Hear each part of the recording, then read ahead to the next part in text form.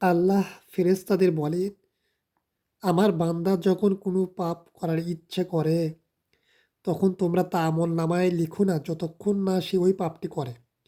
যদি সে তা করে সমান পাপ লিখো। আর যদি সে তা আমার কারণে ত্যাগ করে, তাহলে তার জন্য ওই পাপটি নেকি হিসেবে লিখো। আর যদি বান্দা নেকি করার ইচ্ছা করে কিন্তু সে ওই নেকি করেনি, তার জন্য তা নেকি হিসেবে লিখো। অতঃপর যদি সে নেকি করে, তাহলে তার জন্য ওই নেকি 10 গুণ থেকে 700 গুণ পর্যন্ত লেখো। এটা একটা হাদিসে কুদসি। এই হাদিসটি বুখারী এবং মুসলিম উভয় গ্রন্থে লিপিবদ্ধ করা হয়েছে।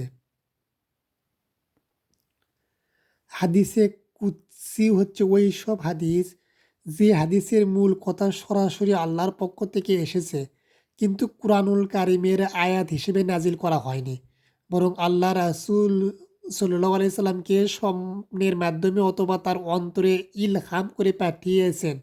আর রাসূল সাল্লাল্লাহু আলাইহি সাল্লাম সেই কথাগুলো আল্লাহর পক্ষ থেকে নিজ ভাষায় তার উম্মতকে জানিয়ে দিয়েছেন। সেই হাদিসকে হাদিসে কুদসি বলা হয়। কুদস শব্দের অর্থ পবিত্র, যা আল্লাহর গুণবাচক নাম আসমাউল হোসনার অন্তর্ভুক্ত।